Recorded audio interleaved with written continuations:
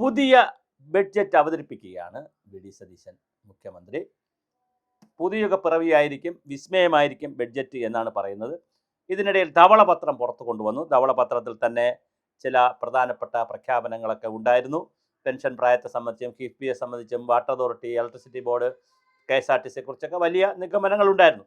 ഇതിലൊക്കെ എന്ത് തീരുമാനമാണ് ഇനി ബഡ്ജറ്റിൽ ഉണ്ടാവുക എന്നുള്ളത് നമുക്ക് കാത്തിരുന്ന് കാണാം. എന്തായാലും കിഫ്ബിയുടെ ഭാവി വളരെ അനിശ്ചിതത്വത്തിലാണ്. കിഫ്ബി തുടരാതിരിക്കാൻ സാധ്യതയില്ല. കാരണം കോടിക്കണക്കിന് രൂപയുടെ പദ്ധതികൾ പല സ്റ്റേജിൽ കിടക്കുന്നതുകൊണ്ട് കിഫ്ബി തുടരാതിരിക്കാൻ സാധ്യതയില്ല. പക്ഷേ ഇന്നത്തെ നിലയിൽ കിഫ്ബി പോവുകയില്ല. കിഫ്ബിയിലേക്ക് വരുന്ന ഫണ്ട് പ്രത്യേക അക്കൗണ്ടിൽ കൊണ്ടുപോയി അത് KM എബ്രഹാമിൻ്റെയും മക്കളുടെയും ഒരു സാമ്രാജ്യമായി കൊണ്ടു നടന്നതിനെ മാറ്റി കേരള ഖജനാവിലേക്ക് പണം വരികയും കിഫ്ബിക്ക് ആവശ്യമുള്ള തുക മാത്രം കൊടുക്കുകയും ചെയ്യുന്ന രീതി വരും. അതുപോലെ ഊരാളങ്കൂർ ലേബർ കോൺട്രാക്ട് സൊസൈറ്റിക്ക് ഇനി വർക്ക് അധികം പോകാൻ സാധ്യതയില്ല. മറ്റ് കോൺട്രാക്ടർമാർക്കൊക്കെ കൂടെ വർക്ക് പോകും. അപ്പോൾ ഒരുപാട് പൊളിച്ചെഴുത്ത് കിഫ്ബിയുടെ പേരിൽ വരും. ഉദ്യോഗസ്ഥ സംവിധാനം ആകെ പൊളിച്ചെഴുതും. 450 പേരാണ് കിഫ്ബിയിൽ കരാറടിസ്ഥാനത്തിൽ പ്രവർത്തിക്കുന്നത്. അതിൽ നല്ലൊരു ഭാഗത്തെയും പിരിച്ചുവിടാനോ പിരിഞ്ഞു പോകാനോ സാധ്യതയുണ്ട്. അതിൻ്റെ chief executive officer KM Abraham പിരിഞ്ഞു പോയി. അങ്ങനെ അദ്ദേഹം സ്വയം രാജിവെച്ച് പോയി. അദ്ദേഹം മുത്തൂറ്റ് ബാങ്കിലോ മറ്റോ ജോയിൻ ചെയ്തിട്ടുണ്ട്. അദ്ദേഹം വലിയ ആളുകളായതുകൊണ്ട് ചീഫ് സെക്രട്ടറി റാങ്കിലൊക്കെ ഇരുന്നവരായതുകൊണ്ട് അവർക്ക് എവിടെ പോയാലും നല്ല ശമ്പളവും ജോലിയൊക്കെ കിട്ടും. എന്തായാലും അദ്ദേഹം പോയി. അത് കിഫ്ബിയെ കൊല്ലാനല്ല, അതിനെ ഒന്ന് ഉടച്ചു വാർക്കാനുള്ള എല്ലാ സാധ്യതയുമുണ്ട്. അതുപോലെ തന്നെ പിന്നെ അടിസ്ഥാന സൗകര്യ വികസനമെല്ലാം പഴയതുപോലെ പൊതുമരാമത്ത് വകുപ്പിനെ ഏൽപ്പിക്കുകയാണ് ചെയ്യേണ്ടതെന്ന് പ്രമുഖ സാമ്പത്തിക ശാസ്ത്രജ്ഞരെല്ലാം പ്രതികരിച്ചിട്ടുണ്ട്. കിഫ്ബി വഴി വികസനം വരുന്നതിന് പകരം കടബാധ്യത കൂടുകയാണെന്നും അവർ ഈ സാമ്പത്തിക വിദഗ്ധർ പറയുന്നുണ്ട്. അതുപോലെ തന്നെ കോവിഡ് കാലത്ത് കേരളത്തിൻ്റെ കട അനുപാതം GSDPയുടെ 31% കുതിച്ചു കയറിയിരുന്നു.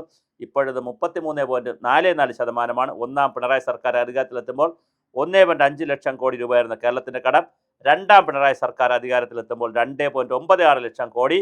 2024 4.35 ലക്ഷം കോടിയും അവസാനം 2025-26 കാലഘട്ടമാകുമ്പോൾ 4.88 ലക്ഷം കോടിയുമായി അത് വർദ്ധിച്ചു. അപ്പോൾ 1.5 ലക്ഷം കോടിയിൽ കയറിയ പിണറായി ഗവൺമെൻറ് 10 വർഷം കൊണ്ട് 4.88 ലക്ഷം കോടിയാക്കി വർദ്ധിപ്പിച്ചു. എന്ന് പറഞ്ഞാൽ വാങ്ങിച്ച് മുടിച്ചു, സകലയിടത്തുനിന്നും കടം വാങ്ങി മുടിച്ചു.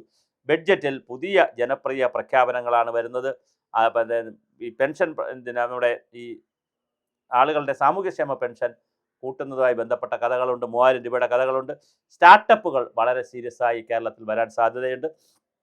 പുതിയ സ്റ്റാർട്ടപ്പുകളെ വളർത്തുക എന്നുള്ളത് കേരളത്തിലെ വളരെ വലിയ ഒരു പ്രോജക്റ്റായി എടുക്കാൻ സാധ്യതയുണ്ട്. അതുപോലെ തന്നെ മറ്റൊരു പ്രധാനപ്പെട്ട പ്രൊജക്റ്റായി വരുന്നത് മേജർ തുറമുഖങ്ങൾ വിഴിഞ്ഞവും കൊച്ചിയും അതുപോലെ തന്നെ 4 വിമാനത്താവളങ്ങളെയും ബന്ധിപ്പിച്ചുകൊണ്ട് ലോജിസ്റ്റിക് കേരള എന്നുള്ള കൺസെപ്റ്റിൽ ഒരു പുതിയ ഒരു വ്യവസായ നയത്തെയും കൂടി ഗുണകരമാക്കുന്ന രീതിയിലുള്ള പുതിയ പദ്ധതികൾ ഉണ്ടാകാൻ സാധ്യതയുണ്ട്.